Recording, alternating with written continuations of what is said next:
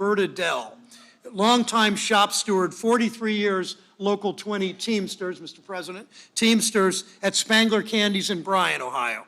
On March 12th, President Biden signed this bill, including the Butch Lewis Act. 2 weeks later, Roberta finally retired. She was just waiting for this bill to be signed.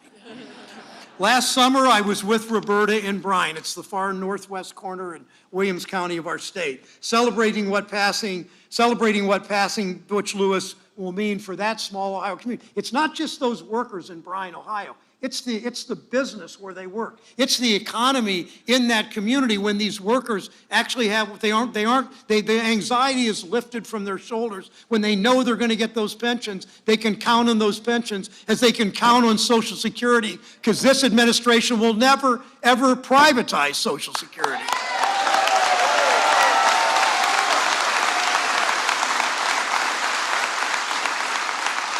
And Kirk Vayshaw at Spangler, who's here today too. Spangler now is expanding their production line and will hire more workers in Northwest Ohio, again, because of this bill. So this is a victory for Roberta, it's a victory for Rita, it's a victory for Mike, it's a victory for all of you in this room. It's a victory for Americans working hard to provide for their families, workers who felt ignored by Wall Street, let down by corporate America, and unseen by our country's government. This is for you, this is our commitment to you. With this president in the United States of America, we keep our promises to working families, period.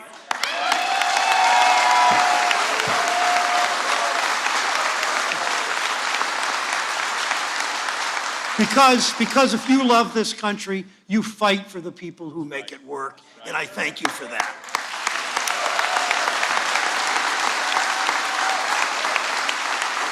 My pleasure to bring forward former president of Labor's Local in Boston, former mayor of Boston, now the Secretary of Labor. Just contrast Secretary Walsh, card-carrying union member, with his predecessor, who spent his career at a law firm trying to bust unions. Think of the difference in how we now have a Secretary of Labor. Every time I call him, every time Marcy or any of us call him, every time the mayor, we know we have a friend of labor in that job, at NLRB, at DOL, for worker safety. We know he is there for us.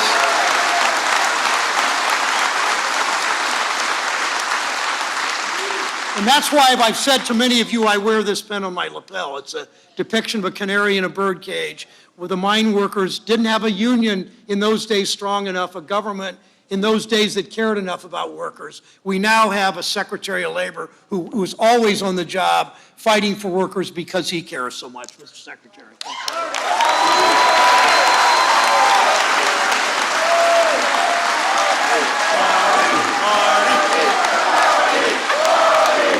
Thank you, brothers and sisters. Thank you. Let me just, first of all, as all the speakers, as everyone was speaking today, a lot was going through my head as I looked out here. I saw a lot of faces that could have been from Boston in my local union that were retirees and young people and families and kids and mothers and fathers. And that's what I see when I look out in the crowd today. I want to thank Senator Brown for his tireless advocacy. You know, I didn't know Senator Brown too much until I became the Secretary of Labor. Obviously, I knew who he was and what he's all about. There is very few people that's as passionate as he is about working rank and file members in the union in the United States. So I want to thank the senator. I want to thank his cousin, Congresswoman Brown. You know, she came up here and talked about being new and talked a little bit about not being able to vote on the American Rescue Plan. We know where she would have been. But she has the spirit, and she is going to be an incredible advocate for years to come for the labor movement here in Ohio and across the country. So, Congresswoman, thank you very much.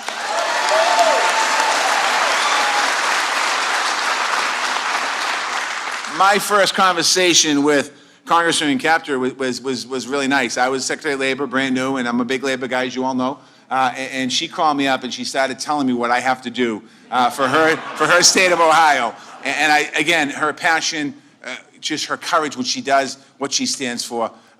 Ohio, you're lucky to have her. Thank you, Congresswoman, for being here.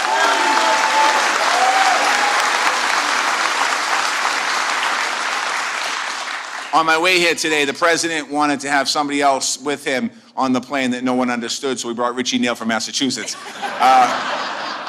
The chairman of Ways and Means, my dear friend, longtime friend, this issue has been an issue for him for a long time, and many, many, many other labor issues. And I've known Congressman Neal for an awful long time, and he is an amazing advocate to have as the chairman of Ways and Means. Thank you, Congressman, for your support.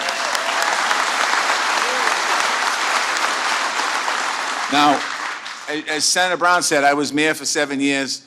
For the last year and a half, I visited 39 states, about 100 cities around the country. In Cleveland, I want to tell you something. You have something special in your mayor right here. He's an amazing guy. So I want to thank Mayor Bibb.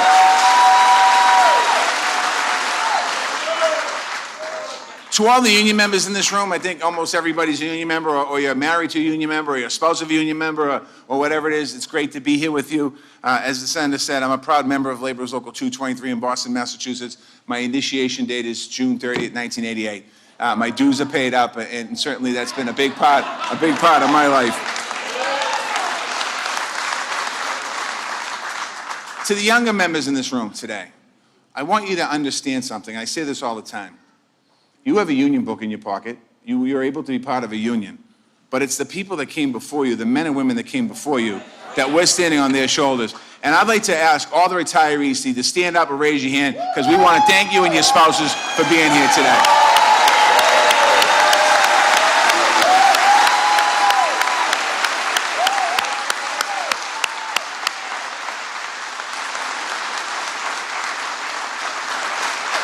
Because without the retirees in this room, the reason why we're here today, one of the only reasons why we're here today is because President Biden heard your voices and delivered a historic victory for millions of union members and their families all across America. You heard everyone that came before me talk about it. As Secretary of Labor, I have the honor to serve as the chair of the Pension Benefit and Guarantee Corporation. That's who issues the final rule in implementing this plan. But I'm also here not because I'm just a union member of the Secretary of Labor, but my family benefited from a union pension plan. My family. My father came to this country in 1956 from Ireland. He joined Labor's Local 223 in Boston. When he joined that union, he got a shot at fair wages, health benefits, and potentially a retirement down the road when he works his time. And he got a pension, and that meant the world to my dad. He was able to retire with dignity. He knew that his kids wouldn't have to worry about supporting him when he was retired. And he knew, more importantly, that my mother would not be left in poverty after he was gone, because that pension was able to help my mother. My dad passed away over 10 years ago, and my mother is still receiving that pension today from the labor union.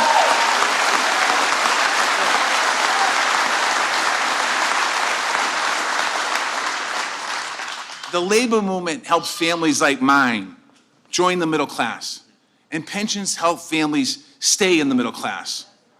You bargain for them. You work your life for them. You count on them. You deserve them. And that's what President Biden believes. And that's what he's delivered. And that's what it's all about today, being here. You know, President Biden, I've had the chance now to know him for a long time. I met him in 1997 when he was a senator from Delaware. And I had a chance to get to really know him when he was the Vice President of the United States of America. And when the president called me up in January of last year, he called me up and said, Marty, I'd love you to be my Secretary of Labor. And I said, Mr. President, I'd be honored to be your Secretary of Labor. And from that moment and before that, President Biden understands the plight of working people. He understands the challenge that working people face every single day. He understands when people are laid off. He understands when people are on unemployment. He understands when people don't have enough hours for health care. He understands when you don't have enough hours for your pension benefit. He understands all those things that you fight for every single day. And many of you in this room have gone through your own life throughout your career. Times weren't always good. There wasn't always plenty of work around. There wasn't always a historic infrastructure bill that was going to create millions and millions of jobs in the United States of America with good labor conditions in it.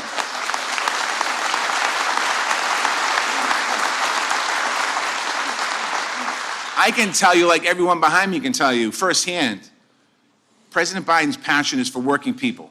And he does it every single day. I see it in his belief in the labor movement every single day. When the cameras are off, most importantly, the president will talk to me in the Oval Office, and he'll often say to me, you know, Marty, this is the House of Labor. The White House is the House of Labor. It wasn't always that way, and it's not always that way.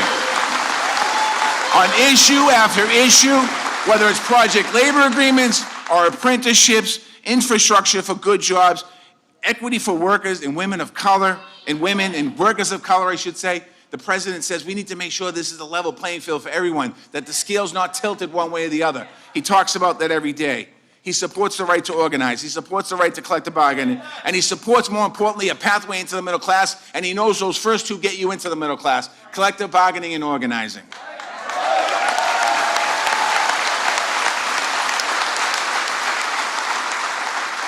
And today shows that once again there is no doubt. Now, I know we're in a high school. I know we're not in a union hall. And I know this really isn't a labor rally, because I don't feel the labor rally feeling. So I just want you to understand that the president that we have right now in the United States of America, who's going to be on the stage in about 5 minutes, is the most pro-worker president in America's history, the most pro-labor administration in America's history. And we are just getting started. I want to thank you, brothers and sisters. God bless you. God bless the labor movement. And God bless the United States of America.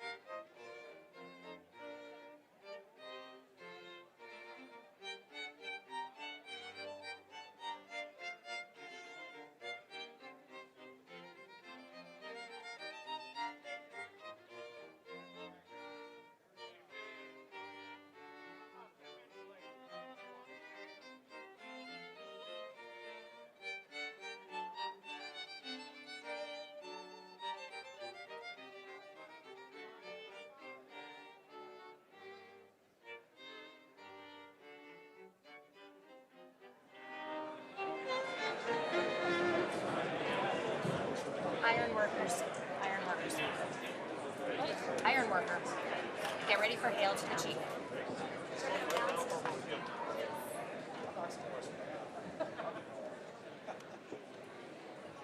Not yet. Not yet. An iron worker is going to talk.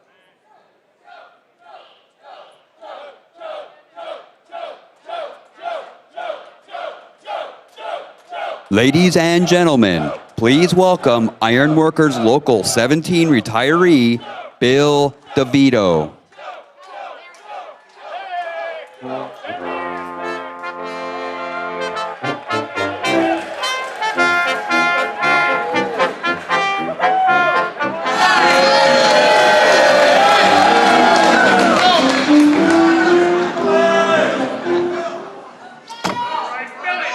They say they want us to be really upbeat. I would like anyone to come to an Ironworkers Local 17 meeting. Talk about upbeat. It's more than that. I'll guarantee it. Good afternoon. My name's Bill Devito. I'm a retired iron worker out of Local 17, Cleveland, Ohio.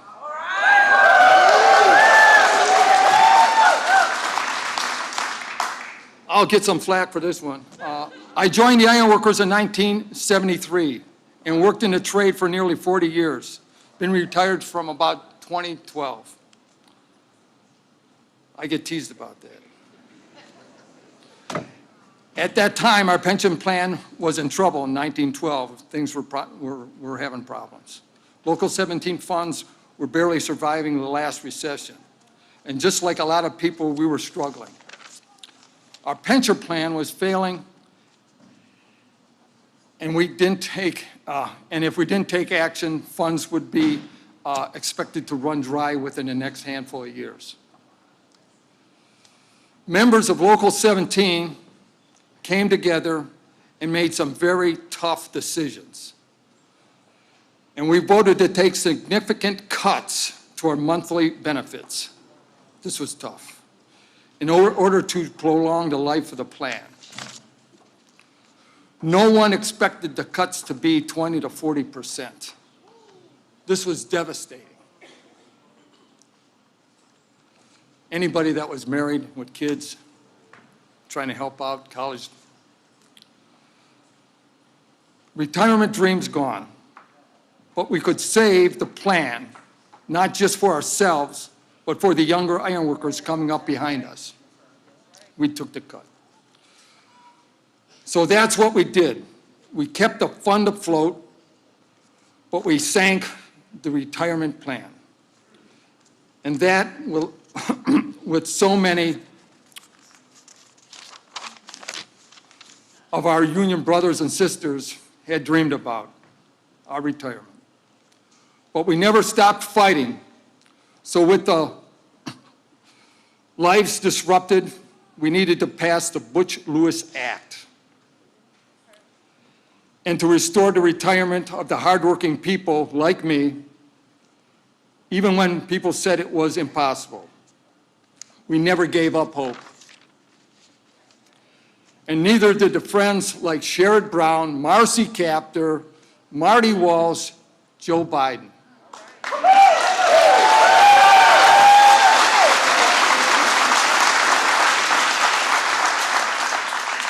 I just about shook their hands off when they were back there. And we won against all odds. We won a president and a Congress that believes in keeping promises to working people.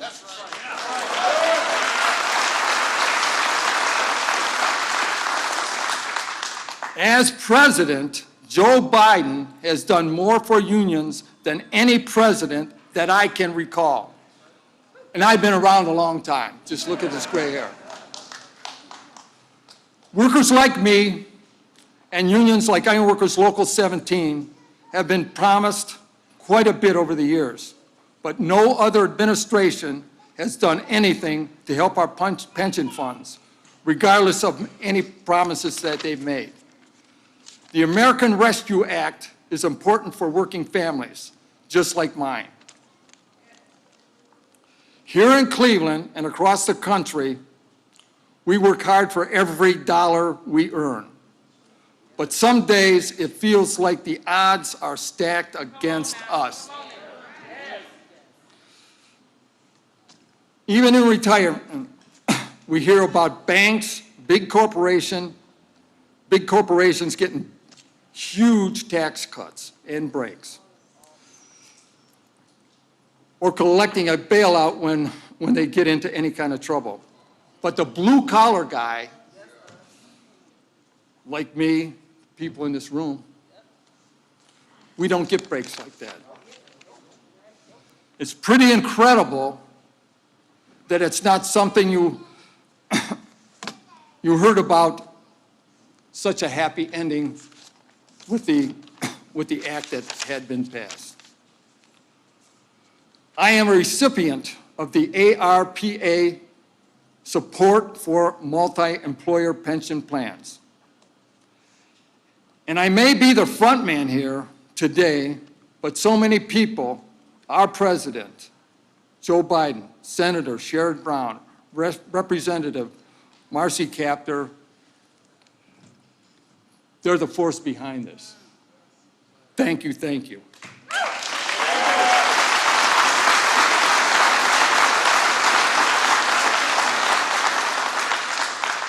And the hardworking men and women of the American labor movement have worked for so many years.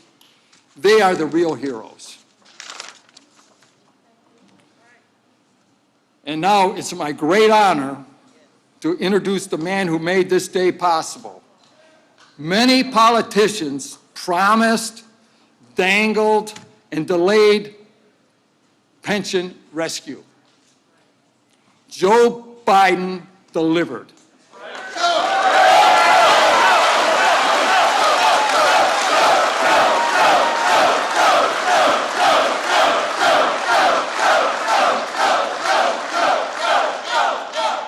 Life-changing aid. So many people like me. Please welcome to the stage, true friend of labor.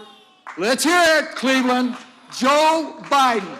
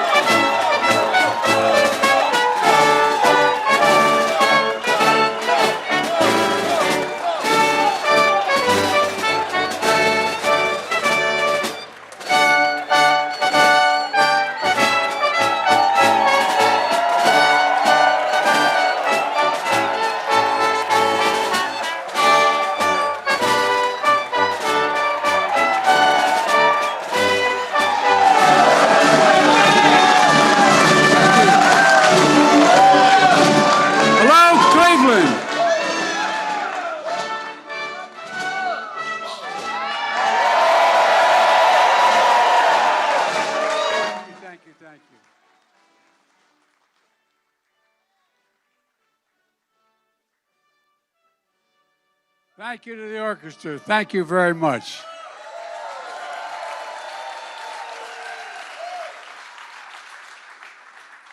Well, let me start off by saying I'd get in trouble with my mother were she here if I didn't say it. Excuse my back when I'm speaking. I apologize. Number one. You have my... Hello, Cleveland. Before I begin, though, I want to make one serious comment about the shooting and the death of Jalen Walker. The Justice Department and Civil Rights Division of the FBI field office in Akron, Ohio, and the local U.S. Attorney's Office are closely monitoring and reviewing what happened. The FBI continues to coordinate with state and local partners to provide resources and specialized skill. If the evidence reveals potential violations of federal criminal statutes, the Justice Department will take the appropriate action. And I just want you to know what's going to happen. Now for today's program. Thank you, Bill, for that introduction and for the welcome on behalf of the Iron Workers Local 17 here in Cleveland. Iron Workers are with me the first time I ran as a 29-year-old kid for the Senate, and you're all crazy. I'll never forget a guy named Tommy Schrank was the president of a local in Delaware, and he said, let's go out and meet some of the guys and women. We went out to a built construction site. We went up a makeshift elevator, went up 13 floors. They're sitting on 18-inch beams eating their lunch. I'm thinking to myself, my God, these guys are supporting me. But they're the guys I grew up with. You know, the people you heard speak earlier today, and I apologize, I'm going to repeat some of what they said. But you know, we all come from the neighborhood. We all come from, no, I mean it. I was born in Scranton, Pennsylvania, which was a union town, mostly coal mine union town, a lot more. My great-grandfather worked in the mines, was a mining engineer, and everybody there was only one word you heard most often in my family. Not a joke. Most important word. It wasn't unions, it was dignity. Dignity. Everyone's entitled to be treated with dignity. My dad, then we moved to a little town. When Cole died, we moved to a town called Claymont, Delaware. just across the line from Pennsylvania, where the Delaware River bends. And used to have over 6,000 steel workers worth steel. It's all gone now, all of it gone. Used to be a company town, literally. The hills were all company stores, company buildings, but it's gone. And the union movement began to just crumble in Delaware and in Claremont. And my dad never belonged to a union, but I say this to the front end. My dad was a salesperson, and he came down from Scranton when coal died. He wasn't a coal miner, but he worked in sales up there. And I'll never forget, we lived in a 3-bedroom split-level home, like a lot of suburban areas developing in the early 50s, mid-50s. And there were, I think, 38, 40 homes. And we had 4 kids in the family and a grandpa living with us and mom and dad. And the walls were thin. And my dad, one night I could tell he was really restless. I could hear him and sort of not banging, but leaning up against the wall, the room in my room. Next morning I asked my dad had an expression. He said, "Joey, you never complain and never explain. Just get up. Just get up." And I was wondering what was wrong. And I asked my mom. She said, "The company says no pensions. No pensions." And so, a lot of you come from families like mine. A lot of people stood behind me. Richie Neal from the state of Massachusetts. He is, as my uncle would say, Richie is union from belt buckle to shoe sole, man. And but all the folks you heard speak today care about it because we know what it's like to be deprived of your dignity. We know what it's like to have a father or a mother have to put their head down when they know they can't afford a thing for their kid that they need, whether it's a prescription or whether it's just plain being able to go off to school. And the point I want to make is this. We all understand this. And when I ran for office this time, and I've been a union supporter for my whole career, but I made a promise. I mean it sincerely, and Marty knows this. I guaranteed when the Fair Labor Standards Act was passed and back in the 30s and Roosevelt came along, it didn't say unions are okay. It says we should encourage unions. Encourage unions. Because when unions do well, everybody does well. Everybody does well. Not a joke. Not a joke. So here's the deal. The deal was quite simple. When I ran, I was criticized for the basis upon which I ran. I said I'm running for 3 reasons. 1, to restore the soul of America, the decency and honor of this country. And 2, to rebuild the backbone of the country. The backbone of the country are the working women and men, the middle class. And there's a middle class for one reason: American unions. That's the only reason there's a middle class. Not a joke. That's a fact. Not a joke.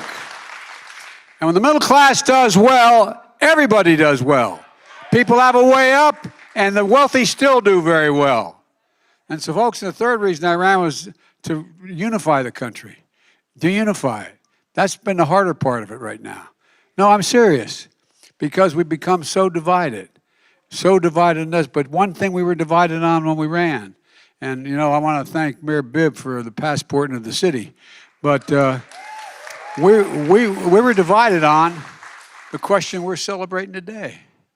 And, folks, how about actually having a union guy as Secretary of Labor? Isn't that something? Thank you, Marty. And I know we have a fantastic Secretary of Housing and Urban Development, Cleveland's own Marcia Fudge. She wishes she was going to be here.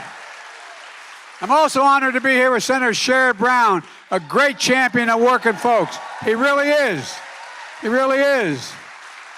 And thank you also for the incredible Democratic members of Congress here. Marcy Kaptur, God love you, Marcy. You are the best. She does it all, unions and foreign policy. And foreign. You think I'm joking? I'm not joking. She really knows more about foreign policy. She's forgotten more than most members of Congress know. And Chantel Brown, just remember me when you're president, okay? All right? Congratulations.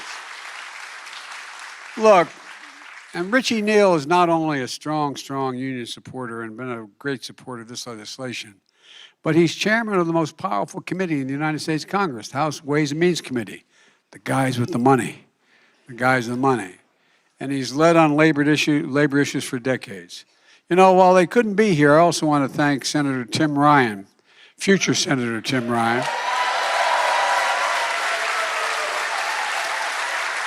and Senator Patty Murray of the state of Washington for their incredible work on this legislation. With everyone's leadership and with their votes, and most of all with the unrelenting commitment of labor and all of you, this historic day is made possible. And it really is historic. This was $90 billion, okay?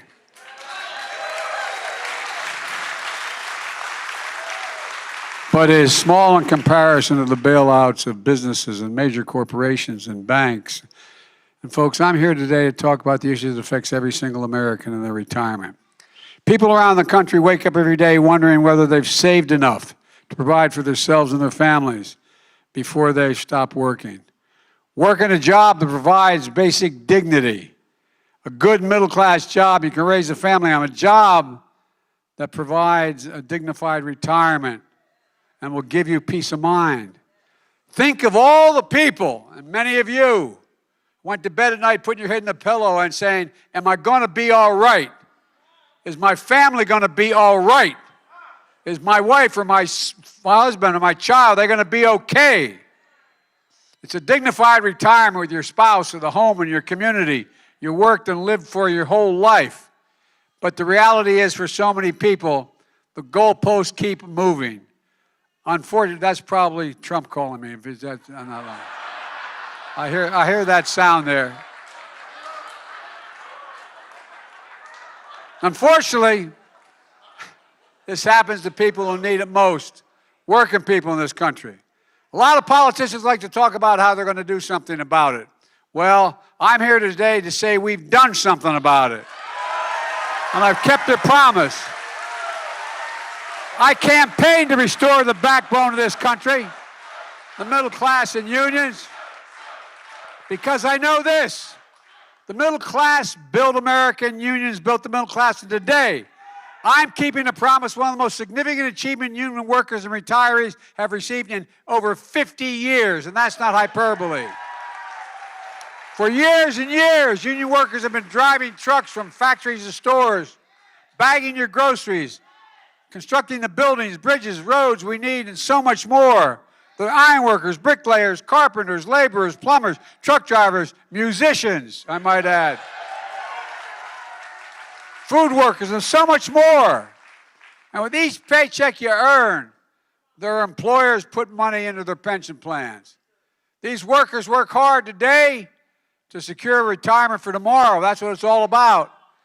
Now, a lot of businesses aren't able or willing to run their own pension plans. And in some industries, workers are employed by several different employers over the course of a year or longer. For example, we see that in transportation, construction, and entertainment. So working with a union that represents their employees, businesses in the same industry, often come together to form what's called a multi-employer union. I know you know this, but people listening to this on television may not know this. Pension plans that serve 11 million Americans across the country. And to make sure these pensions are managed responsibly and to protect the participating workers and retirees, the federal government oversees, then ensures the plans. But we've seen the risk of millions of workers face as they watch their hard-earned pensions turn into broken promises.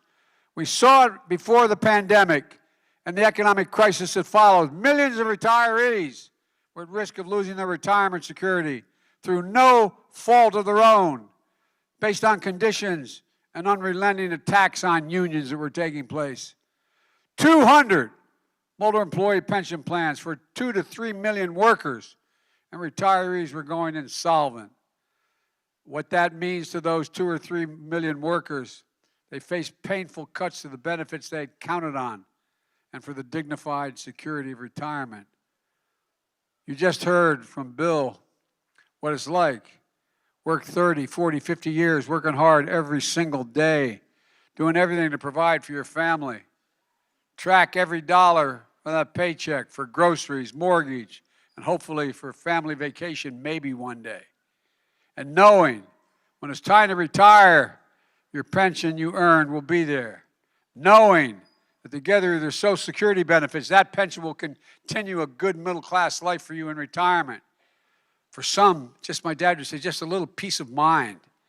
But for folks at home, imagine losing 50 or 60% of that pension through absolutely no fault of your own. Imagine what it does financially and emotionally, what it does to your dignity. I'm also here as David Grubbs, retired Teamster truck driver from North Carolina, who faced nearly 70% cut in his pension. And now, also joining me today is Rita Lewis. Where are you, Rita? Rita's here somewhere, I'm told. She stepped out. I don't blame her. You know, she's Butch's widow. Their anniversary's coming up in a couple days. Childhood sweethearts. Butch was a ball player drafted by the Pittsburgh Pirates out of high school, but he enlisted in the United States Army instead. Special Forces, Army Ranger, served in Vietnam, earned, like my son, the Bronze Star. My son did not win the Purple Heart, but in the Purple Heart. Came back home to Rita, settled in Cincinnati, became a trucker, represented by the Teamsters, and then president of his local. Known as an honorable, honest, and decent labor leader, Butch faced severe cuts in his pension, and he became a fierce advocate of protecting the pensions of his fellow workers. Butch died more than 6 years ago, and Rita's carried on his legacy ever since. And with Democrats in Congress, I might add, and Marty Walsh's leadership, we fought for the Butch Lewis Act to protect pensions for millions of our workers and retirees. As candidate for president, I argued for its passage and promised when it passed I would sign it. And that's the promise I've kept when I included the Butch Lewis Act in the American Rescue Plan. Now, motor employee plans will remain solvent for decades and come at least until guaranteed till 2051.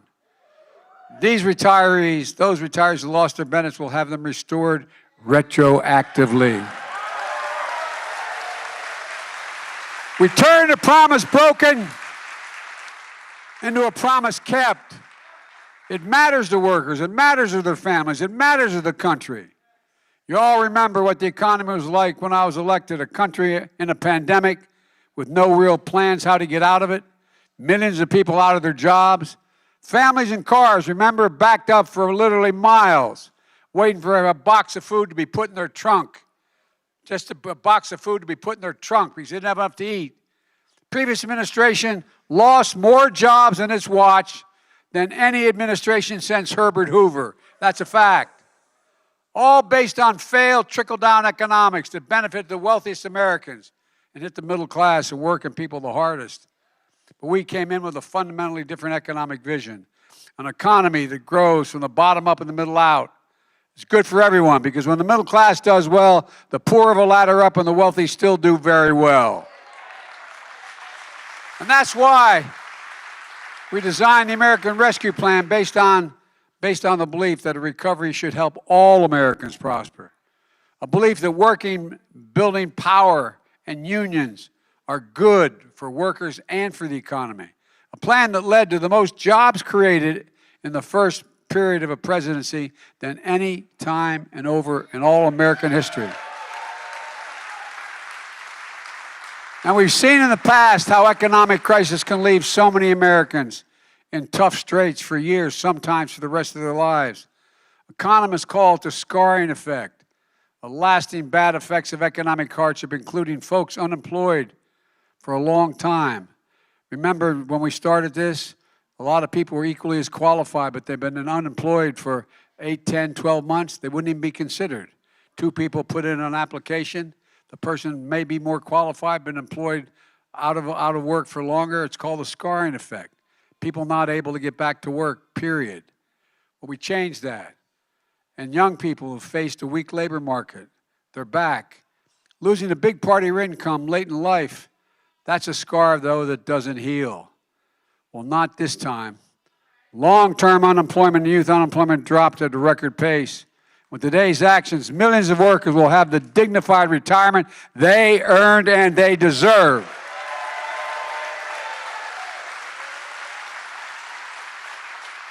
And folks, let's be honest. I'd love to tell you, everyone that here, that this policy that honors hard work and ensures dignified retirement was universally supported regardless of political party. But this is an important point, and it really matters. Unfortunately, that's not the case. Not one single Republican, this is what I'm talking about. Not one single solitary Republican voted for the Butch Lewis Act or this legislation. And folks, I can tell you, those of us I was in the Congress a long time, and the people are still in the Congress. There's ones who wanted to, but they were afraid to. Because the Trumpers would literally take them out. Not a joke. That's how bad it's gotten. We've got to change it. In fact, when this bill was moving through Congress, Republicans called these pensions, quote, rat holes. That was their phrase on the floor, Reverend. Rat holes. Who do they think they are? Who do they think you are, for God's sake? And my predecessor had a chance to act, but he didn't have a commitment to you or the courage to stand up to his own party to get things done, dismissing and ignoring the forgotten people he promised to help. Remember how he's going to help working class folks? But tax cut for the wealthiest Americans. They had no trouble passing that. They passed a $2 trillion tax cut. Not a penny of which was paid for, increased the debt by $2 trillion. The vast majority of people making the top 1% of income, the biggest corporations, and their biggest cheerleaders in that $2 trillion tax cut. And again, disproportionately benefited the wealthiest Americans. Protecting a system in which, for example, the 55 of the largest Fortune 500 companies in America pay zero in taxes, zero. They made $40 billion, didn't pay a single penny. The party that chose to make life more comfortable for the already comfortable disparage and oppose retirement security for working people. And now when Republicans actually do offer a plan, they finally, I'm not joking. Ask yourself this question. What is a Republican platform going to this campaign? No, I'm in deadly earnest. I'm not trying to be political. Just a fact. Well, they have a guy who is the Rick Scott from Florida, who heads up the Republican campaign committee. He put out the plan. What does the plan do? It makes the tax system less fair by wanting to tax everybody making under $100,000, significantly more on average, a lot more money. It actually raises taxes on those working families because he thinks you don't pay enough in taxes already. No, not a joke. I should have brought along the actual copy of the plan. We'll go online and no, for real. It's been published. They published it. They think we're freeloaders. But he's not. But he's got a problem with the tax code that allows billionaires, none at all, no problem. Billionaires in America, there's 789 or thereabouts. You know what their average federal income tax they pay? 8%. Every one of you have a job pays more than 8%. Every single one of you. If you're a cop, a teacher, a firefighter, a union worker, you probably pay 2 to 3 times that.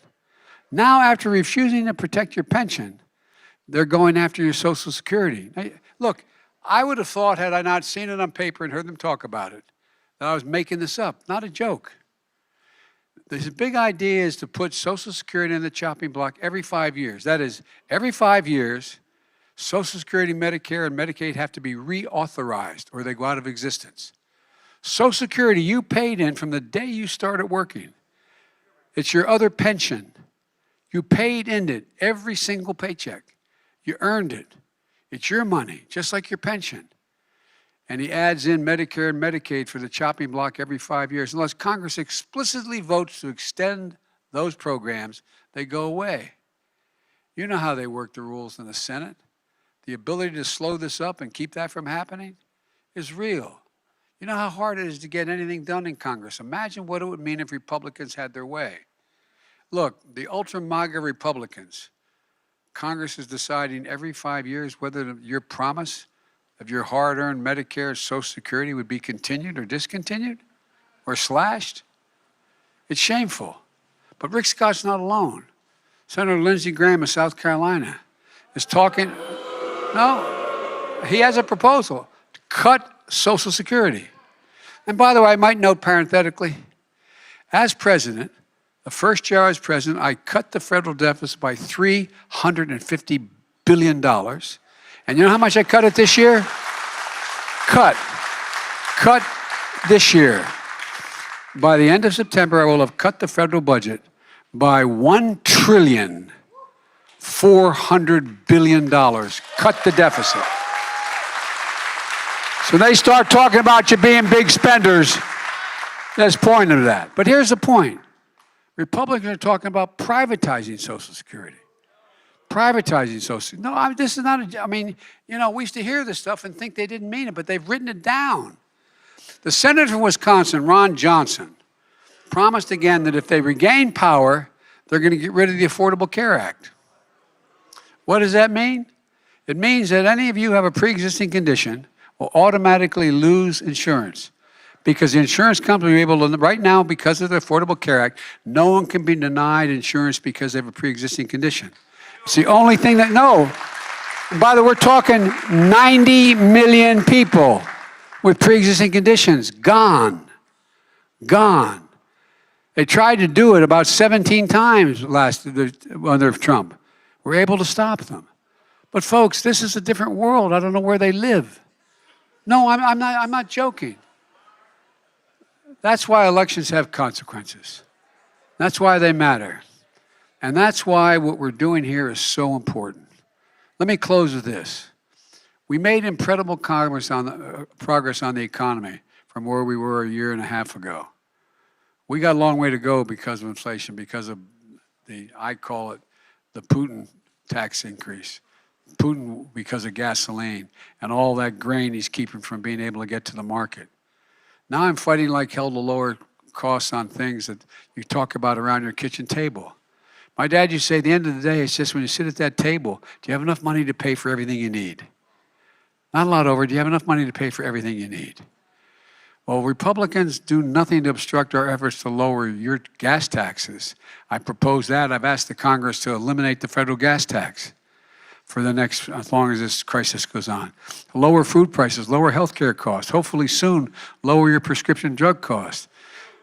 By the way, you got a Republican leader in the United States Senate. I was able to work out something with Intel. They're going to provide for over 7,000 jobs in this state out of Columbus. Making computer chips. Well, there's another bill that if we get it passed, and my guys are working like hell to pass it, it'll create another $100 million in investments in Ohio, creating more jobs. But you know what? You know what the Republican leader is saying? If, in fact, we pass the law that says Medicare can negotiate drug prices like they can for the military, if, in fact, we pass the plan that says we're going to raise taxes on multimillionaires so they start paying their fair share, he's going to block the passage of the legislation that will provide for another $100 billion invested in this state. Folks, this is not right. This is not right.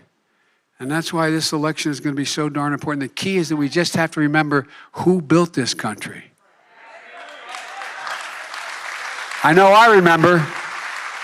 Tomorrow, I'll be awarding the highest honor that can be given to a civilian, the Presidential Medal of Freedom, to our dear friend, the late Rich Trumka, who fought so damn hard to protect, for the protection of these pensions. He once said, unions, quote, "We do America's work. Unions do America's work." This 4th of July, let's remember, who is the backbone of this country? It's you, the American worker. I promised you I'd be the most pro-labor, pro-union, pro-worker president in our history, and there's another promise I'm going to be keeping as well. So let me tell you something. There's no other place I want to be than right here with the workers in this room and the workers that build America. I see you, I hear you, and I'll always have your back, I promise. God bless you, and may God protect our troops. Thank you, thank you, thank you.